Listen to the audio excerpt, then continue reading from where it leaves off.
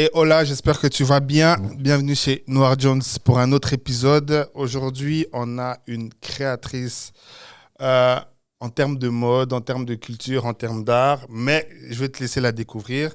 Elle s'appelle Xaviera. Xaviera, bonjour. Salut. Ça va? Oui, ça va bien et toi? Tout se passe bien? Oui, ça se passe bien. Ok. Xaviera, aujourd'hui, on va faire un podcast où on va échanger. L'idée, c'est de découvrir beaucoup de choses, qui tu es, ce que tu fais, parce qu'il y a des choses que j'ai envie que les gens entendent de toi. Ok, il y a un parcours incroyable que je trouve derrière aussi, mais on va aussi parler de spiritualité, parce que c'est important. C'est le but de ma chaîne, hein, donc ça va bien se passer. Mais commence par te présenter, s'il te plaît. Qui es-tu, Xaviera? Pour d'abord, merci pour ton invitation et aussi pour l'opportunité de pouvoir du coup m'exprimer. Je m'appelle Xaviera, j'ai 26 ans. Et puis, oui, j'ai grandi pour la plupart en tant que femme en Suisse, mais je suis d'originaire et née en Afrique, plus précisément au Cameroun. Le continent. Donc voilà, en gros. Tu es arrivé à quel âge ici? Je suis arrivée à 11 ans. 11 ans. 11 ans donc Ah ouais. Ok. Bon, ça va, c'est relativement jeune. Oui. Ok. Xav, tu as monté... En fait, tu fais quoi dans la vie? Dans la vie, je suis agent relations clients. Donc, c'est entre guillemets conseillère à la clientèle pour PostFinance dans la branche de la gestion de la sécurité en ligne, des fraudes et aussi de l'e-banking. Et à côté, tu fais quoi du coup? Et à côté, j'ai ouvert mon agence tout récemment, il y a presque 5 mois. J'ai ouvert une agence de réalisation de contenu, de stylisme. Je préfère plus le terme personal shopping. Parce que là, du coup, j'accompagne des gens dans leur shopping et je les trouve des pièces pour eux-mêmes. Et aussi, dans cette agence, je fais aussi tout ce qui est idée de contenu et je pousse vraiment des gens à être plus créatifs. Ok. Ouais. Et comment s'appelle ton agence? Mon agence s'appelle Shiloah Creative Agency. Shiloah Creative Agency. Exactement. Pourquoi Shiloah? Qu'est-ce que ça veut dire? Shiloah, c'est tout simplement Siloé en anglais. Trouvé dans le livre de Jean 9. C'est un passage, c'est tout un passage qui m'avait beaucoup interpellée, qui m'avait parlé, notamment avec Jésus qui guérit un homme d'abord en lui crachant en crachant sur ses mains et puis en lui mettant sur les yeux. Et après, il va dire à cette personne d'aller retrouver la vue dans la fontaine de Siloé. Et du coup, c'est un passage avec du coup, la méditation que j'avais faite dessus. Ça m'avait vraiment révélé sur cet aspect-là de vraiment voir à travers un miracle de la part de Jésus. Et pour moi, du coup, j'ai allié ce passage vraiment à la créativité que, en rencontrant du coup ton créateur, tu es capable de dégager. Et du coup, voilà, Shiloah Creative Agency. Ok, top. On va parler un peu plus de toi et après on arrivera sur ton agence, ok? Du coup, est-ce que tu as été formé pour travailler dans le domaine de l'art et de la mode? Oui, on pourra dire oui, j'ai été formée dans le sens où ça a commencé déjà dans l'église, quand je suis arrivée à ICC Lausanne-Ouest, qui est mon église actuelle. J'étais passionnée de photos sur mon téléphone, mais pas du tout comme si j'allais faire, forcément en faire quelque chose. Mais j'aimais bien faire et j'aimais bien faire des photos pour les autres. Maintenant, en ce qui est de la création de contenu, du coup, j'ai été emmenée à être formée dans mon église pour pouvoir créer du contenu pour l'église. Wow. Je ne savais pas du tout les bases, CapCut, tout ça et tout. On va dire que j'ai vraiment appris ça du coup, en étant au service du Seigneur. Je suis arrivée à l'église et j'ai voulu directement... Mon cœur a commencé à battre, en fait, pour ce niveau-là, au niveau des médias, du multimédia. Et du coup, j'ai été formée avec les personnes qui étaient autour de moi. Et c'est comme ça que du coup, j'ai voulu me développer dans CapCut, tout ce qui est editing et tout ce qui est montage, que j'ai fait la plupart moi-même. Ensuite, j'ai suivi une masterclass à Paris. Avec une créatrice de contenu aussi qui a commencé à peu près aussi dans ce parcours-là. Et du coup, voilà, en quelque sorte. Et pour la mode? Et pour la mode, je dirais que je pars sur le côté de don, plutôt, de don et de révélation. Parce que c'est quelque chose qui n'est pas à négliger, je trouve. C'était en toi déjà, en fait? C'était en moi, qui a été révélé par, non pas par mon témoignage, mais par le témoignage des personnes autour de moi. Et c'est vraiment sur cette lancée-là que je me suis lancée. Donc, c'est-à-dire que moi-même, je savais que, oui, j'aimais bien la mode, mais en fait, il faut vraiment beaucoup de, comment on va dire, de courage et d'assurance, d'audacité pour se dire, ah non, je vais être styliste. Au départ, même, je détestais ce terme parce que je trouvais que styliste, c'est vraiment quelqu'un qui a de la recherche et qui est habile de ses mains et tout, qui est capable de reproduire des choses avec sa créativité et tout, et les laisser voir aux yeux du monde. Et du coup, il y avait ça, et puis il y avait aussi personal shopping dont j'étais passionnée depuis un moment.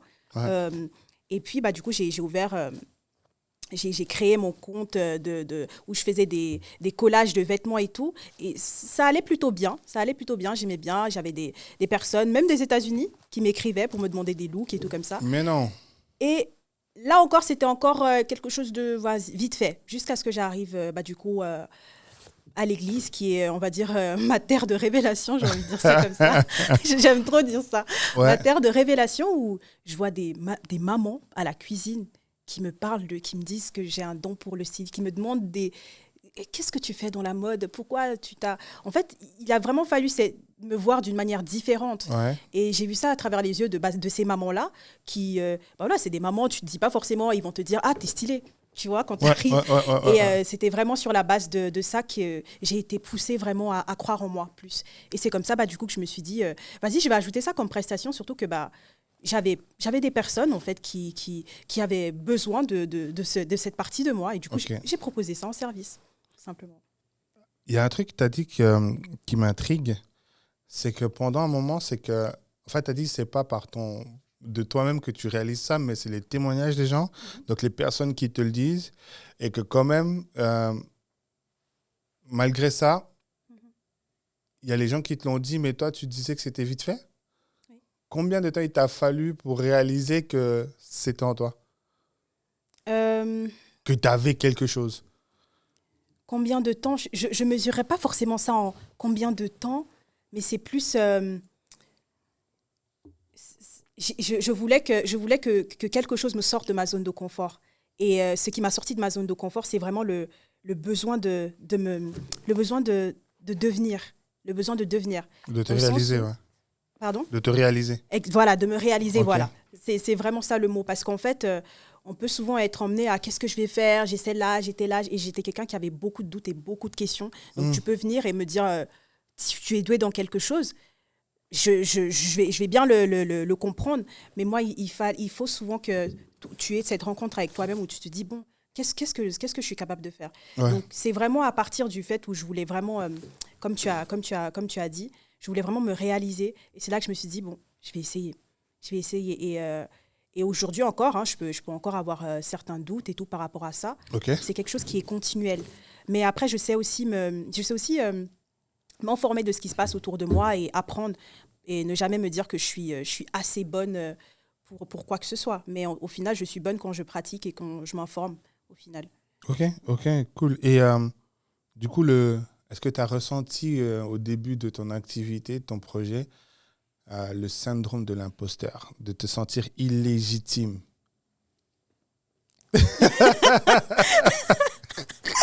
Oh là là, c'est tellement un sentiment qui est parasite, on va dire, pour des personnes créatives, j'ai envie de dire ça comme ça.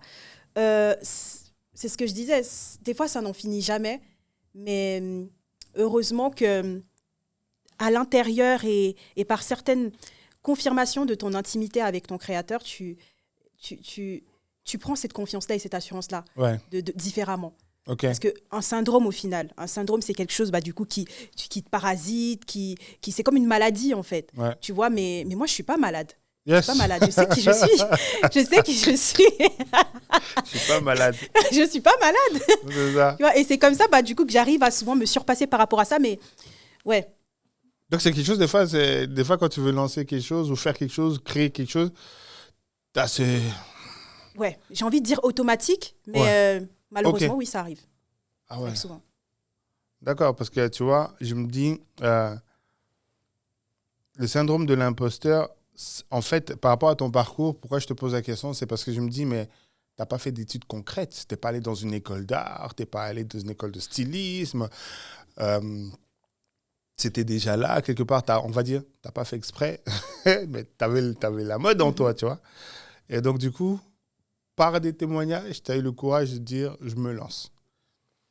Maintenant, quand tu dis « je me lance », quand tu t'es dit « je me lance », quelle a été ta plus grosse, si tu en as eu, ta plus grosse crainte ou bien ton plus gros défi si tu n'as pas eu de crainte? Pour être tout à fait honnête, ma plus grosse crainte, en fait, c'est qu'on ne me prenne pas au sérieux. Me prenne pas au sérieux. Mais comment j'ai réussi à surpasser ça? Tout simplement, avoir une attitude. Parce que c'est ça, en fait. C'est vraiment l'attitude et le comportement que tu as vis-à-vis des personnes autour qui montre que tu es... qui peut laisser paraître vraiment que tu sais ce que tu fais. Okay. Et c'est ça. Je ne veux pas laisser l'opportunité à qui que ce soit de me dire que je ne suis pas expérimentée, juste parce que je n'ai pas fait une formation, parce qu'au final, les choses sont là, c'est concret. J'ai déjà habillé des gens et j'ai déjà vu le résultat que ça a produit chez eux et on m'a déjà sollicité sans même que j'aille chercher pour ce service-là. Donc, c'est vraiment comme ça que ça a commencé. Au final, moi, j'aime bien dire ce qui se dit souvent aussi, c'est que la meilleure école, c'est le terrain. La meilleure école, c'est ce que tu apprends dans la vie de tous les jours.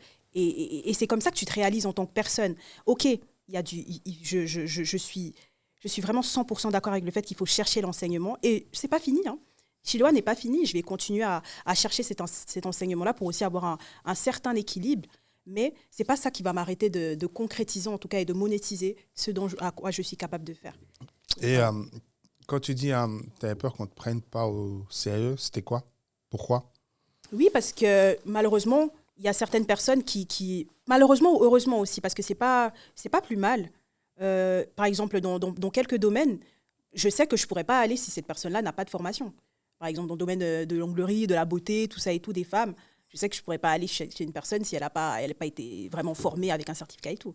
Mais dans certains domaines, notamment chez les créatifs, des fois, c'est quelque chose qui est juste là, en toi. Ouais. Et comme je viens de te dire, ça se témoigne et ça se concrétise avec la capacité que tu as vraiment de répondre aux besoins. Ok, d'accord. Ok. Maintenant, de manière plus globale, si on parle de la mode, ok, on prend le mode, mais vas-y, on prend un scope plus large. Mm-hmm. Je vais avoir ton avis sur la mode nowadays, c'est-à-dire c'est la mode actuelle. D'aujourd'hui. Voilà. Quel est ton avis? Voilà. Quel est ton avis sur la mode d'aujourd'hui? Parlons français. Je pense que la mode d'aujourd'hui est à l'image du monde d'aujourd'hui. Ça consomme, ça veut se montrer, l'extravagance, l'insouciance peut-être. Mais et ça, je ne critique pas ou je ne juge pas. C'est juste ce que je constate à mon échelle de ma propre perception. Mais je trouve aussi que c'est quelque chose qui évolue aussi, évolue. Les gens veulent vraiment s'expérimenter, tester leurs limites et tout ça, jusqu'où ils sont capables d'aller et tout. Aujourd'hui, on peut voir ce qu'on ne voyait pas avant. Hein, on peut vraiment voir ce qu'on ne voyait pas avant. Et puis mettre ça sur le dos de la créativité. Wow. Ça aussi, vraiment, c'est... Tu as dit ça très subtilement. Wow, c'était ouais, beau. Exactement. C'était très beau. Des fois, certaines personnes se permettent des choses et puis des fois utilisent le prétexte d'être créatif.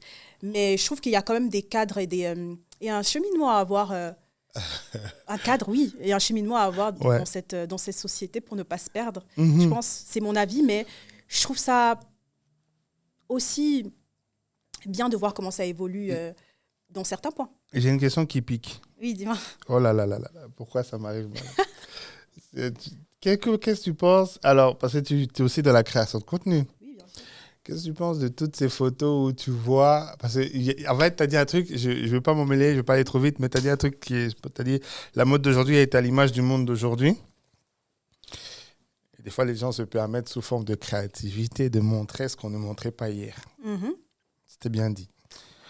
Qu'est-ce que tu penses des photos des femmes qui sont toujours de dos cambrées? C'est quel type de contenu, c'est quel type de mode, c'est quel type d'inspiration? Des femmes qui sont toujours le dos cambré? Mais tu sais, qui s'y mettent Tu vois les photos d'une femme, en général, c'est très souvent les femmes, parce qu'il y a un homme qui fait ça, c'est bizarre, mais qui se mettent... tu vois, ça fait des photos, mais c'est de dos. Elles se mettent toujours de dos et elles cambrent fort comme ça. Bon, après, ça, c'est pas de la mode. C'est du contenu et c'est sous forme de mode aussi. Quel est ton avis par rapport à ça? Là, je comprends ta question, mais est-ce que là, tu veux dire aussi... Parce que là, il va falloir que tu me donnes un élément. Est-ce que c'est que la cambrure Ou est-ce que le tout. c'est aussi la manière dont elles sont habillées? Oh, le tout. Bah, du coup, Elle peut être cambrée et être habillée de tout au pied. Exactement, comme tu veux. Je veux ton avis en tant que créative aussi. Ok. On va mélanger les choses. Il ne faut pas t'attendre à ce que ça soit straight. On va mélanger. Alors, pour moi, pour répondre à ta question, je suis vraiment dans le... Si, par exemple, la personne a fait une photo et puis elle est cambrée, bah, en fait, elle sait qui elle vise ou elle sait ce qu'elle veut attirer. Je ne sais pas. Bah, totalement. Elle sait qui elle vise et elle sait qui elle veut attirer. C'est fort. Aujourd'hui, on parle beaucoup de cibles dans le monde de la création de contenu et tout. Yes. Tout le monde a une cible. Hein. Tout le monde a une cible. Même les personnes qui ne sont pas forcément dans le business et tout, dans le sens où ils font ça pour un business, mais tout le monde a une cible. Okay. Des fois, c'est je fais une photo comme ça et puis mon ex ou quelqu'un va me remarquer, va aimer. Aïe. Et oui, il faut être honnête. Donc, c'est plutôt ça. Mais après, je pense que chacun est libre de sa conscience et puis qu'ils font ce qu'ils jugent bon. Qui est ton modèle? Qui est ton inspiration dans la mode? Est-ce que tu en as une ou pas? Oui, bien évidemment. J'aime beaucoup, d'ailleurs, dans le domaine du personal shopping, il y a des années, c'est elle qui m'a fait découvrir vraiment ce métier. Elle s'appelle Fishtina Amira.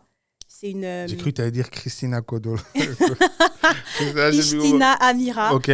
Et de nom comme ça, elle n'est pas très connue, mais c'est une grande créatrice de contenu aussi. Okay. Elle a sa marque de vêtements. Et elle est aussi creative director, genre je ne sais pas en français, mais creative director. Et puis, elle a commencé aussi... Franchement, j'ai vraiment suivi son parcours et tout depuis, je crois, 2017-2018.